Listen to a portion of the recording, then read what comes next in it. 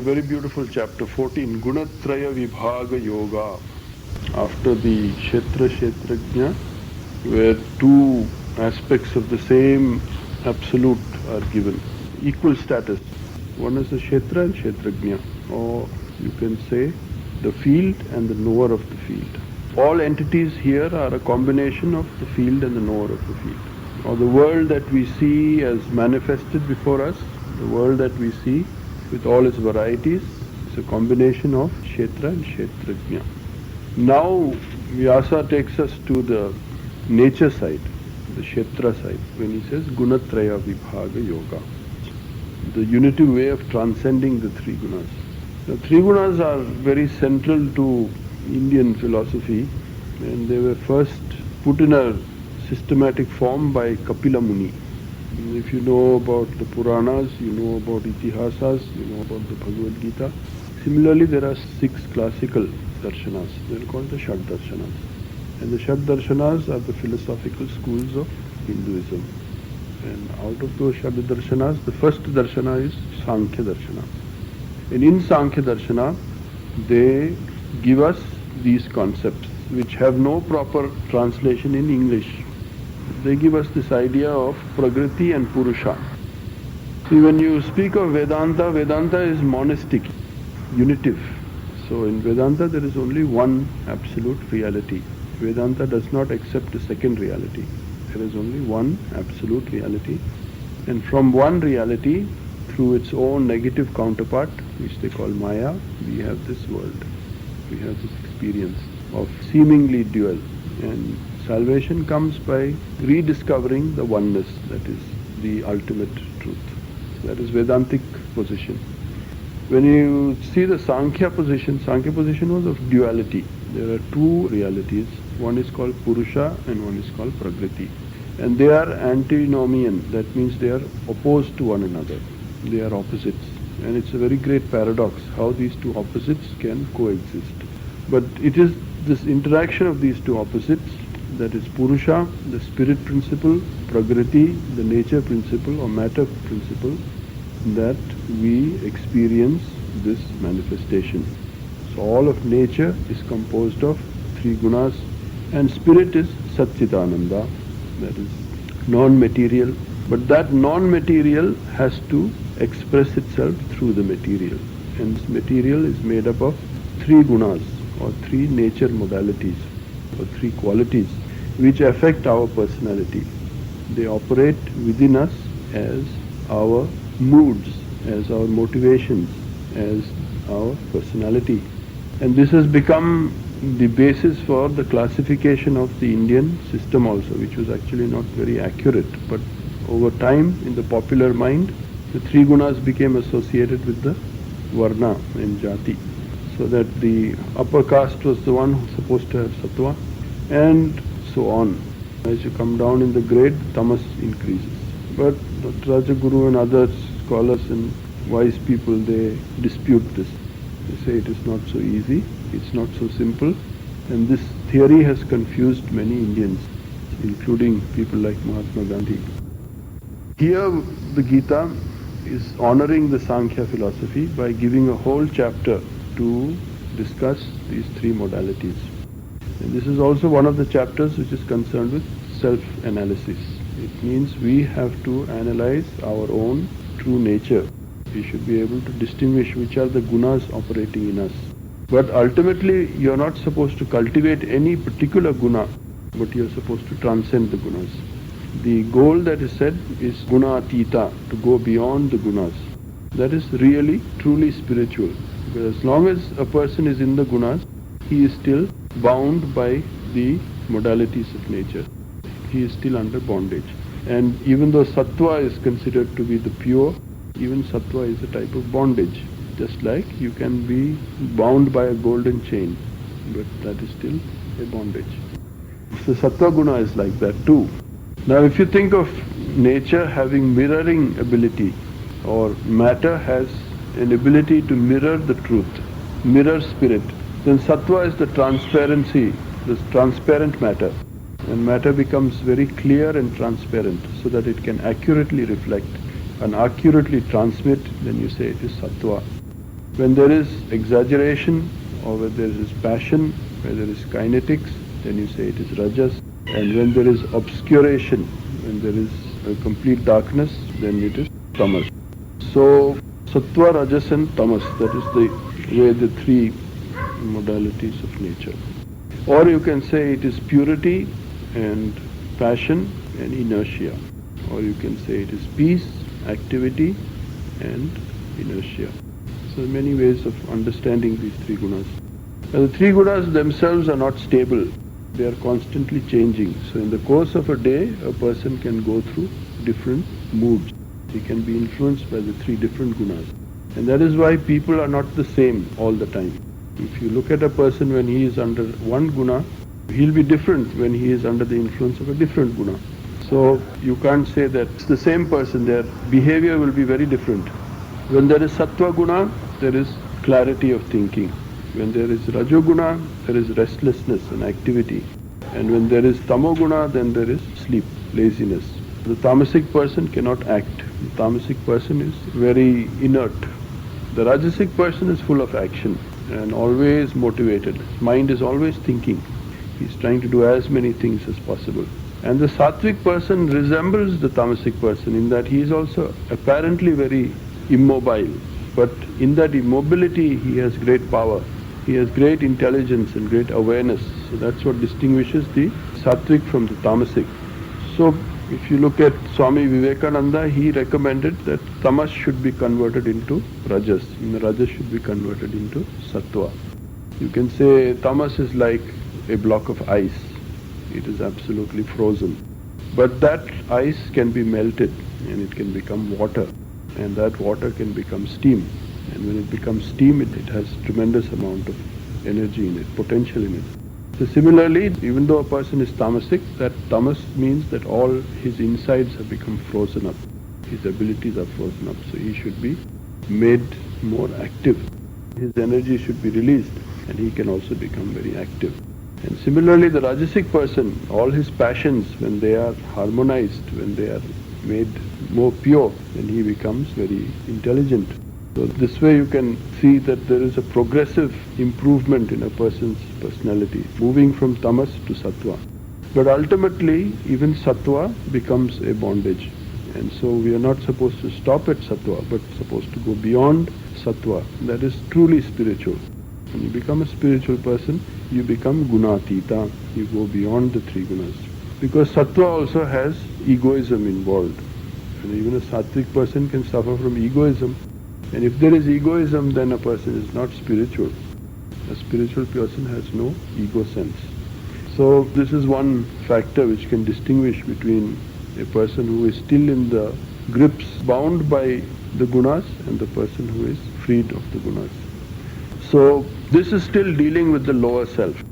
If we say we have a higher self and a lower self, the gunas are dealing with a person's lower self or nature, the person's basic nature. And this asymmetry or this preference for the lower self is corrected in the next chapter.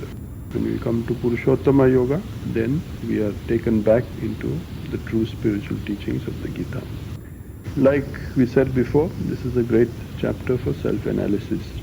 And also it can explain all the varieties that we see in the world around us in terms of the gunas. We can explain human behavior and human society also in terms of the three gunas. So the chapter begins with Krishna. Sri Bhagavan Vacha, I shall declare the supreme wisdom, the best of all wisdom, by knowing which all sage recluses have passed to transcendental perfection from here. Param bhuyaha pravakshyami, I shall again declare. Jnananam jnanam uttamam, the best of all jnana, the best of all knowledge, by which people have transcended. See, the goal of the jnani is always transcendence. The solution to the world phenomena is always in transcendence. It is not by taking any polemic side, not by going into the good or the bad, not taking the dualistic side, but transcending the duality. And how does one transcend? To transcend, you must have a neutral center. You must find the neutrality between the pairs of opposites. And cultivating that neutrality is one of the main teachings of the Gita. How to cancel the pairs of opposites all the time. Because pleasure and pain are the two main motivating factors in human life. Human beings are always interested in pleasure. Pain is the outcome of rajas. Rajas brings pain, sattva brings joy, and tamas brings delusion, confusion, and fear. So when a person is fearful, then you say that is the influence of tamas. Whereas when the person is joyous, then you say that is the influence of sattva. But there is a state which is beyond pleasure also. That state is the transcendental state. And it is only by reaching that state that a person begins to feel the steady sthita prajna, the steady intelligence or the stability of peace. It is to that goal that the Gita is pointing. So that is the superior goal or superior wisdom. Having resorted to this wisdom and having attained to conformity in express features pertaining to me, they are neither born at creation nor are they adversely affected at dissolution. So that is the moksha. When you look at Gita, the Gita is a moksha shastra. When you talk of moksha, then you have to say that you are getting into that plane where there is no creation and destruction. Neither being born at creation nor being adversely affected at dissolution. Because after all, creation and dissolution is still in the realm of nature. It is in the realm of Prakriti. My womb is great Brahma. In that I place the germ, thence is the birth of all beings. So these are some technical verses here in which he is expressing the commonality of all origin.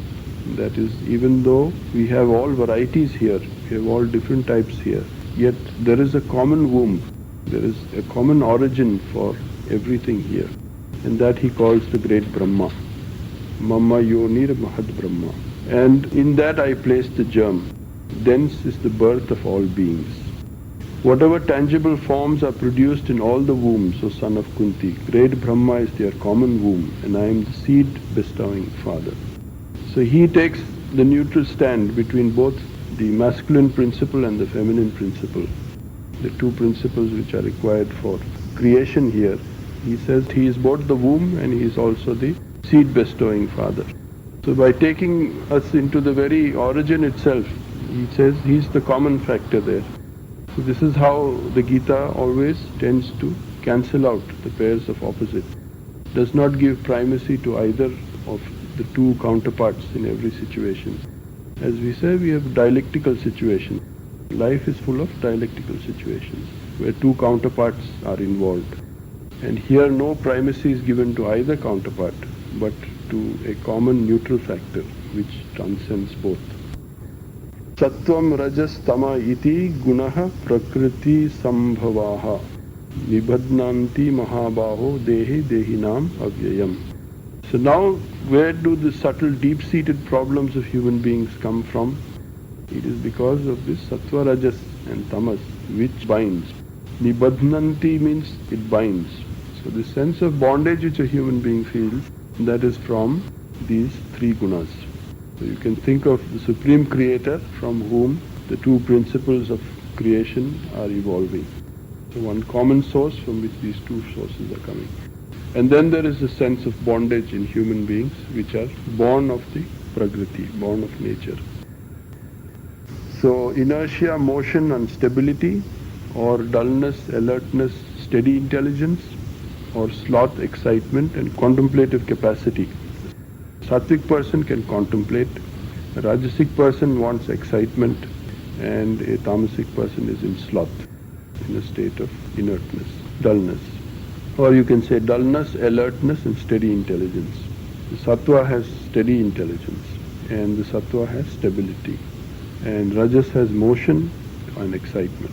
All these three, like the three ends of a triangle which are always rotating.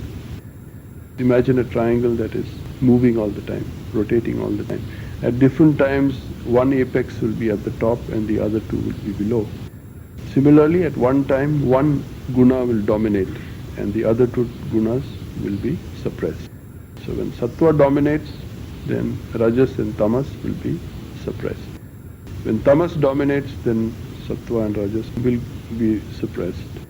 And when rajas dominates, the other two become subordinate.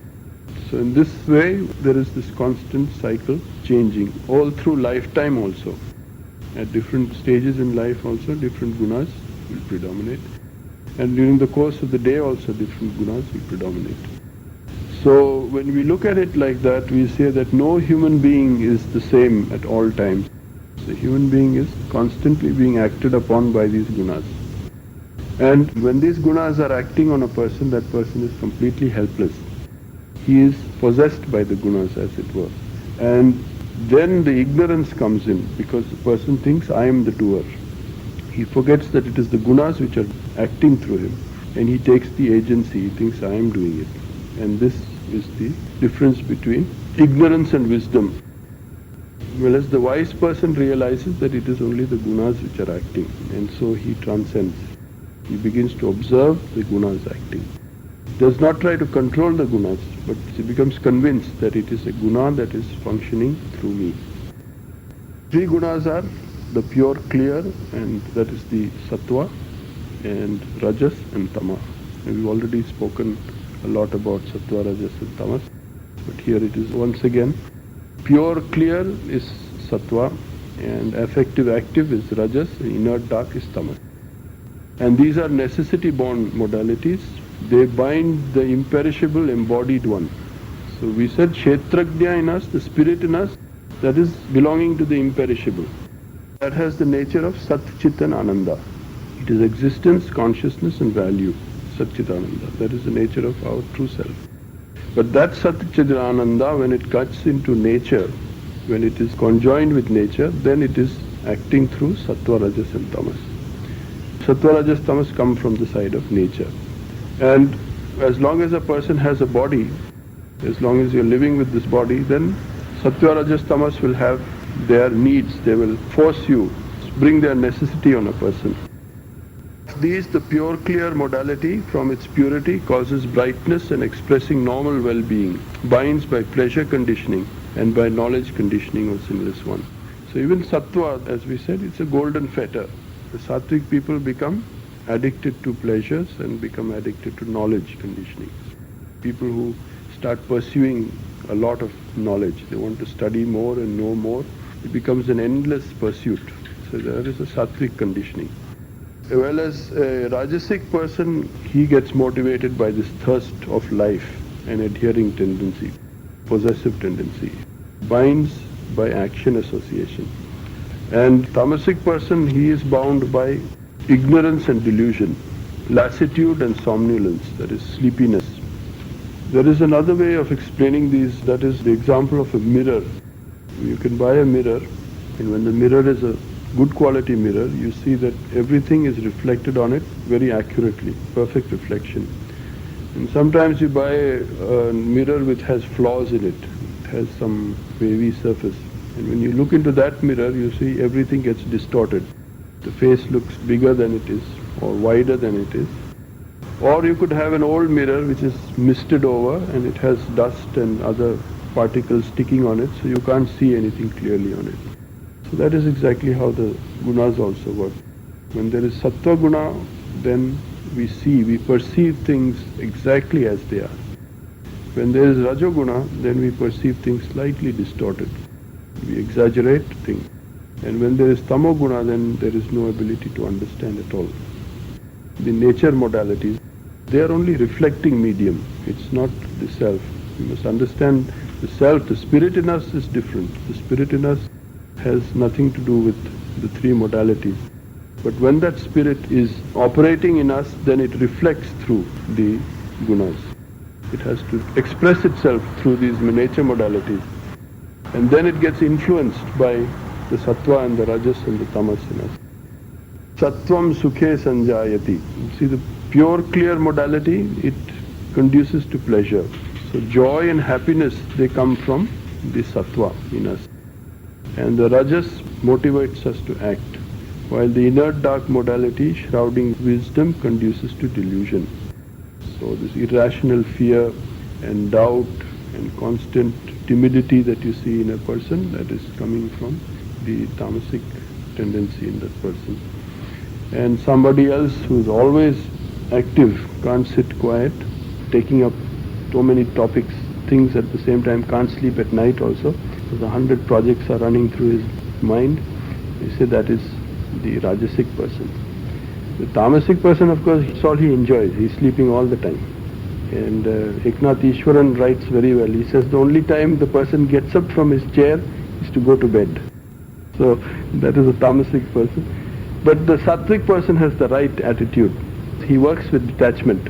So he has great joy in his work, and he can also leave his work and attend to something else without any attachment.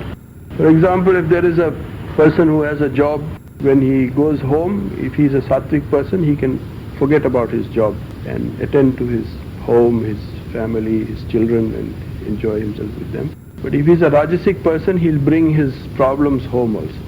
And he can't enjoy his home life. He'll be thinking all the time about what is happening in the work situation. Attachment comes. So that is the Rajasic tendency. So this is how, if you really understand this teachings, it can clear up a lot of our behavior patterns. Why we behave in certain ways, why we do certain things will become very clear. It's all because of the combination of gunas. The gunas also influence one another. Not only do they dominate, but they also influence. So you can say Rajas is like the kinetic, the action. When Rajas is influenced by Sattva, we produce good actions. And we do noble deeds. And we are motivated to do things which will bring benefit to everybody. And if the Rajas is influenced by Tamas, then person does harmful things. He is threat to our society and all the elements in society which create problems and which create disharmony. It's because of the Tamas coming into the Rajas. And when one guna comes in, it occupies the whole of one's consciousness. When there is Sattva in a person, then the person will be totally under the influence of Sattva. Similarly, when Rajas comes into a person, that person will be totally in the effect of Rajas. And when Tamas comes into a person, then the person feels lassitude, he feels lazy, he feels like sleeping, or he feels heedlessness. He does not pay attention, he doesn't care, he procrastinates. You see, when you put off something, you're supposed to do something and you say, oh, I'll do it later, that's a tamasic influence. When light, which is wisdom, streams forth from all the doors of the body, then it may be understood that the pure, clear modality is predominant. So when we are sitting and we are experiencing our day-to-day life, then we should know which guna is operating on us. When we say light with wisdom streams forth from all the doors of the body, the doors of the body means our sense organs. And then it may be understood that the pure, clear modality is predominant. And when there is lobha, pravrittir, arambha, when the person has rajas, then lobh comes, greed, and pravritti, activity. Arambha karmanam, an initiation of works. You feel like you should start this and start that project, you feel restless, you want to start something, do something. Impatience also comes, covetousness. So whenever there are these moods coming over a person, you know that that is the effect of rajas. And when there is dullness, lack of initiative, they say, why don't you do that? And you say, oh, it's all right. So there is lack of initiative. And delusion, infatuation, these are all the effects of the tamas. Now, according to the Gita theory, the life we are leading today is a result of what was our guna at the time that we died. Supposing a person dies when the sattva was predominant, then that person goes higher in his next life. If a person dies when rajas was predominant, then the person remains wherever he was. And even a person dies if tamas is predominant, then that person goes down in the evolutionary scale. So this is the way our future life is also determined because of the gunas, depending on which guna is predominant. Sattva, by its very nature, it takes us higher and higher. Rajas, because of its mixed up nature, sometimes it gives pain, sometimes it gives pleasure, sometimes happy, sometimes you're unhappy. It's a mediocre state. Because of its mediocre state, person remains a mediocre person. So there's a fruit of each guna. The fruit of each guna is according to its own nature. That is, the nature of sattva is to improve. Nature of rajas is to stay where you are. And the nature of tamas is to become more foolish. So you say, wombs of the foolish, mudha yonishu. The benefits of good action is said to be pure, clear and pure, while the benefit of effective active modality is pain, and ignorance is the benefit of the inert dark modality. So each has its own fruit, and that is the effect of sattva is good action, sat karma, sat sankalpa. These are all the sattvic qualities. You get a clear vision and your actions are good. Rajas brings always pain in the end. Rajas is initiated by joy in the beginning, but it brings pain in the end. An example is, supposing you learn how to play a musical instrument, supposing you learn how to play the sitar or the guitar. You see, in the beginning your fingers will hurt and you will go through a lot of trouble to learn how to play it. So it starts with pain, but in the end, once you mastered the instrument, it brings great joy and brings great happiness to you and to all those who listen to you. So that is a sattvic endeavor. Whereas in a rajasic thing, in the beginning it brings joy, but in the end it brings pain. Like a person who overeats, just enjoying the food a lot, but in the end he becomes sick. So he starts with joy, but it ends up in pain. Whereas the tamas is a rare thing. Tamas is not great in the beginning, nor is it great in the end. It's just a state of being in a kind of ignorant state, where the person does not understand why or what's happening or what he's doing. Sattvat sanjayate jnanam rajaso lobha evacha. So again, sattva brings knowledge and rajas brings lobha, and pramada moha comes from tamo. From the clear modality arises wisdom, as also from the effective active modality greed. Both delusion and infatuation, also ignorance, arise from the inert dark modality. So it was these verses which classified the scholar, the pandit, the learned person. They must have fair amount of sattva in them. And if you look at the entrepreneur, the businessman, they are all rajasic people. And if you see the dropouts and others, they are all tamasic. It's a very beautiful scheme. We can apply it to all situations in life. Your relationships, your own personal behavior. But again, as we said, this is still dealing with the lower self only. It has nothing to do with spirituality as properly understood. When we look at proper spirituality, which will be explained at the end of this chapter, then you are thinking of the pure soul. The soul has no such limitations or anything. It is not affected by any guna. It is gunatit. It is beyond the gunas. And it has no action. It has no need for anything. There is no necessity in the soul. It is self-satisfied. It is a state of neutral joy, Satchidananda. So it is that which is our goal. This is the difference between Vedic thinking and Vedantic thinking. In Vedic thinking, sattva was the goal. Everybody was meant to become more and more sattvic. So when the Hare Krishna says, don't eat onion, don't eat garlic, and say your mantras so many times a day, and say your prayers, and get up at this time, and wear the mala, and cut your hair, and don't mix with these people, don't mix with that. You see, this is all to make that sattvic quality come up in their lives. They become more and more sattvic. And it works. So when the sattva is increased in a person, that person starts becoming learned, he starts becoming wise, he can understand secrets of life. But that is not the ultimate goal. The ultimate goal is to become a spiritual person. Because when you become a spiritual person, then you don't differentiate between any being. So there is no high and no low, there is no pure and impure, there is no win, no lose, no rich, no poor. Nothing of these sort of categories, which are all part of our social life, our necessity-based life. So these gunas are still operating at the level of necessity, whereas our self is at the level of transcendence. So how do we come to that transcendence that is mentioned here? By detaching yourself from the gunas, understanding that it is gunas which are working through you. It is the effect of the gunas. And by observing that it is the gunas, you take yourself apart from it. Keep yourself detached from the prakriti aspect of yourself. By not disturbing, whenever there is light, whenever there is action, and whenever there is delusion, you let that be. And when you understand that that is an effect of the prakriti in you. And that is one of the ways of getting to gunatitam.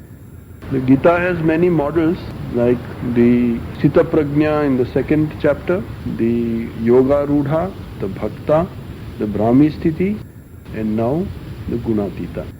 These are all the models that are presented in different chapters. Sita Prajna was given in the second chapter, one who has a steady mind, steady reasoning. Yoga Rudha means a person who has ascended in the path of yoga. Brahmi Sthiti means a person who has become fixed in Brahman, is established in Brahman. And a Bhakta is a devotee. Bhakta according to the Gita is different from the traditional Bhaktas. So Vedanta points to that supreme goal, whereas the Vedas take you up to the gunas only. They don't take you out of the gunas.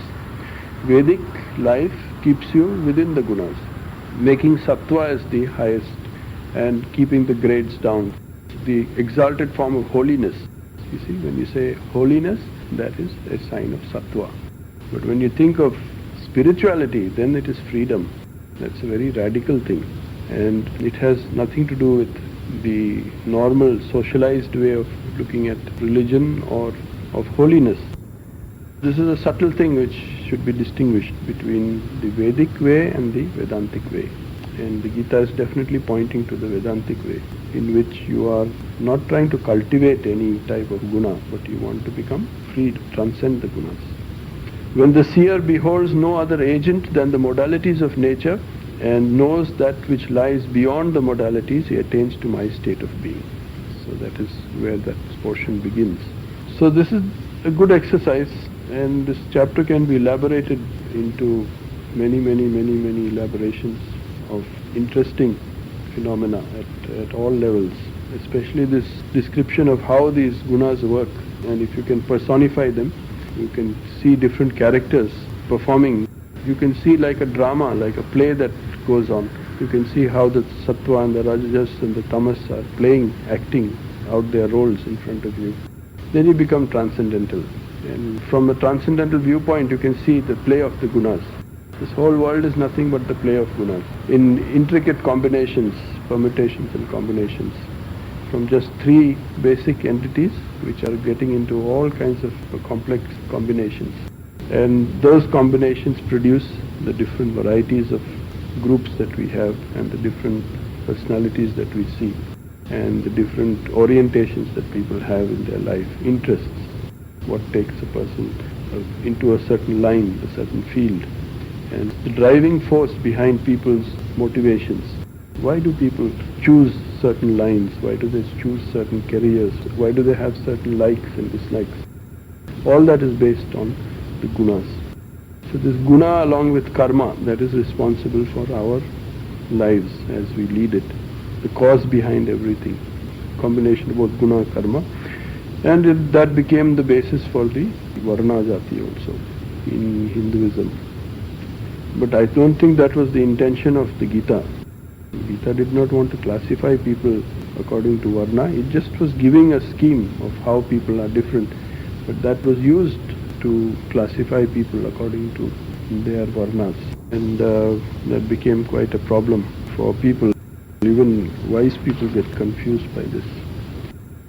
So transcendence is the goal, but it requires observation and an ability to not get carried away when a guna is influencing us. That is a difficult task, especially the Rajogun. The Rajogun is responsible for always knocking off the serenity that is there. Sattva establishes a harmony, and Rajas will always come and will upset it. And when the Rajo and the Tamo will also come and upset it. So this is how each is competing with the other to gain the upper hand. What is controlling nature itself? So it has a long history actually. You can say this is also a theory of evolution. Gunas are a way in which the Indians explain evolution. We are carrying gunas in us. This guna has a long history behind it. It evolved from more basic forms slowly as it's growing in its journey towards full evolution. And why is it evolving fully? That is to become divine. That is the scheme of this world. Everything that has been created moving towards expressing the divinity that is in it. So that is the basic thing about it. This is taken from Sankhya. You see, being in the Sankhyan philosophy, you have to understand the basic categories of Sankhya itself. In Sankhya philosophy, there is Purusha and Prakriti, two categories. Before it manifests, they are in a state of avyakta, state of non-manifestation. In state of non-manifestation, they are not distinguished. You can't distinguish Prakriti from Purusha. But the moment manifestation takes place, then we have Prakriti and Purusha as two distinct categories. And it's both a process and it's also an entity. As we say, it's a thing that operates, but it's also a process that's going on. We are being processed by these three gunas to eventually work out our spiritual destiny. So it has long evolution. It's like in Darwinian sense, they say we first simple forms of life and then they evolved to more complex forms of life. Or from animals, then the human beings evolved. So similarly like that, from a more basic form of the nature also has had this process of evolution going on in it. So the Rajasic person becoming Sattvic, the Tamas becoming Rajasic and Rajas becoming Sattva. You are completely different people at 3 times of the day. If you meet a person when he is in Sattva, he is completely different from a person when Rajas is there. He is completely different when Tamas is there. Just like totally different personalities. It's like you're different people. Gunas are the nature aspect of you. So we have a higher self and the lower self. So the gunas still belong to the category of lower self. Nothing to do with the higher self. We already discussed Kshetra and Kshetrajna. So you must say there are two categories already in you.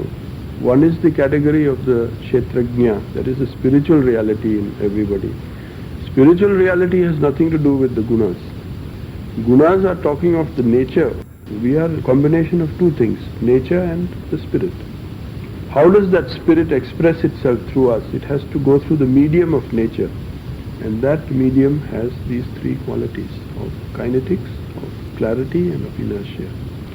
If there was no tamas, we could not have this chair, we could not have had this building, we could not have had any form. So tamas has its use in stabilizing. It gives a form what it is. It stays what it is because of tamas. So tamas has a use. Without rajas there would be no activity in this world. Even this motorcar that is moving is because of the rajas, the kinetics in it. And the plants that are growing. The whole of nature is composed of the rajasic element in it. And that operates in human beings at a psychophysical level. Because human beings have got the mind there. It's operating as a psychological thing in a human being. When rajas comes into a human being, it makes a person active. It makes a person possessive. It makes a person action-oriented. You can't control them. It's just the way your nature is. It's the qualities of nature. Nature can be considered as made up of matter and energy, but not intelligence and consciousness. That is the quality of Satchidananda. When we say Satchidananda, that is the quality of the spirit. That is, our conscious aspect of us is coming from the spirit, not from nature. Matter and energy, which are basically the same thing. It's an energy thing which is operating in this universe. You can trace it back to the Absolute. It started from the Absolute. It's like a balance that was upset at some point, and that's still vibrating. Steam can be put into a lot of work. It can run an engine now. And water, when it flows also, it can work a turbine or it can do something. So imagine that there is some potential which is converted into more dynamic or refined forms. And as it does, it becomes more transparent to the spirit also. So tamas is far away from the self. Tamas is obscuring the self. But sattva is allowing you to see the self. It's becoming more transparent. The gunas will express your personality.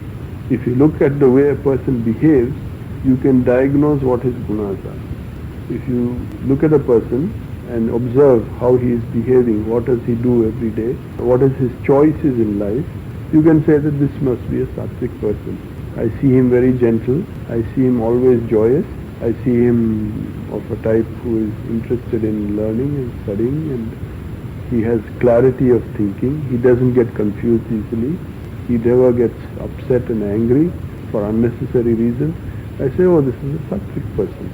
Sattva is operating this, right? This is a diagnostic thing, you can diagnose.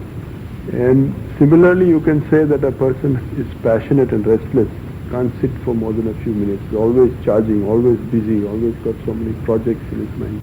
He also has moods. Sometimes he's in a bad mood, this way and that way. Then you can say that is a rajasic influence in the person. Or then you say one person who is not taking any initiative, doesn't want to do anything, he's just happy to sit where he is. He has no interest in life, he has no ambitions, no visions, nothing. Then you say that person is tamasic, has a tamasic influence. Now even these animals have got these in different grades, and you can work it down to even a rock. A rock is pure tamas, you see? And from there, as you keep going up in a scale, you can say that the sattva is predominating. In a saint, the sattva is the maximum. That is the whole parameter. And it's a process. Everything here is a process. Nature itself has a tendency to make a person go towards the purer side. Why? Through pain.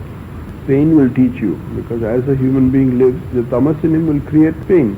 Rajas in him will create pain, so he will want to change after some time. Don't think of it as persons there, think of it only as a principle, like magnetism or electricity or radio waves or the solar system operating or stars working. There are just principles there, they are working, they are operating, they are influencing our lives. Now you say, who did it? It's a complex system, it's part of the whole system, that's how it works. So what the Sankhyans did is they discovered that these three fundamental principles are functioning in creation itself. And they classified them and said these are the three principles. When we look at our human nature, so these are the three main influences in our life, which are responsible for making us what we are. They call it the three gunas.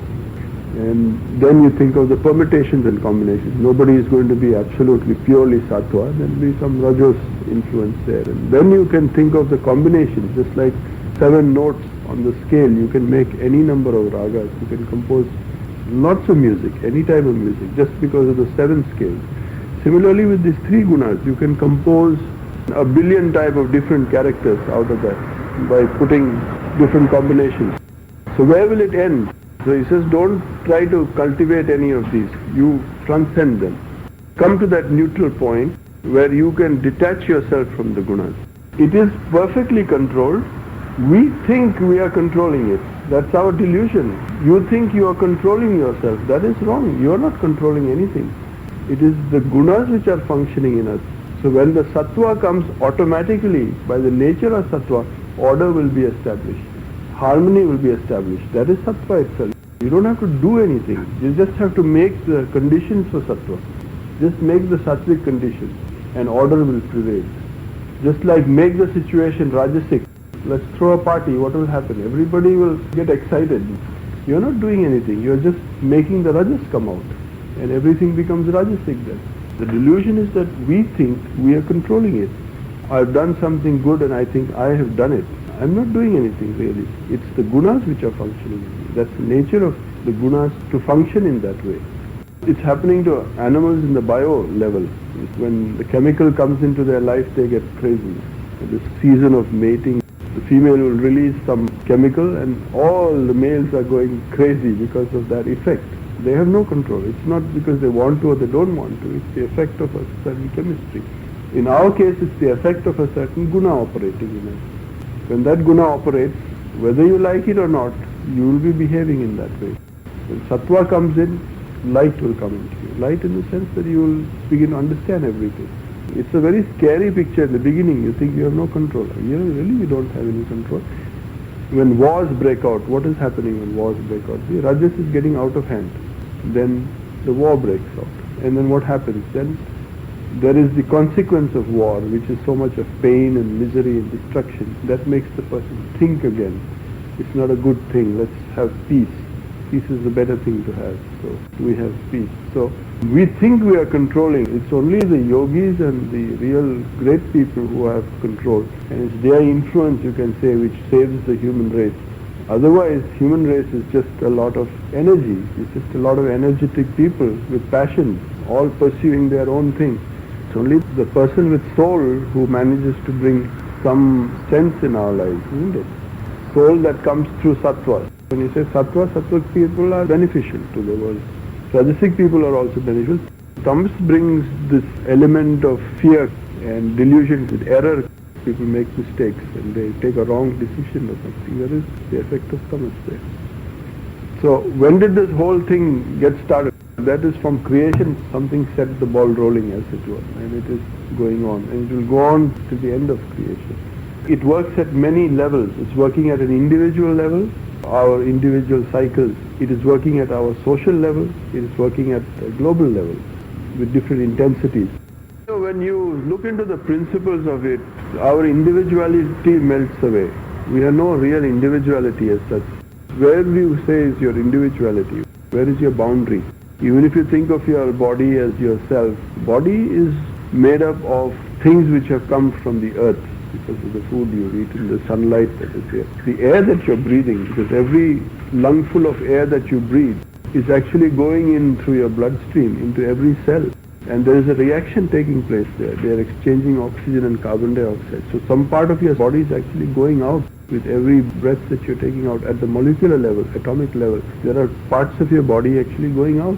We are actually sharing the parts of our body. So when you start thinking at that level, you find we really don't have individuality. We are part of a process. We are all undergoing a big process.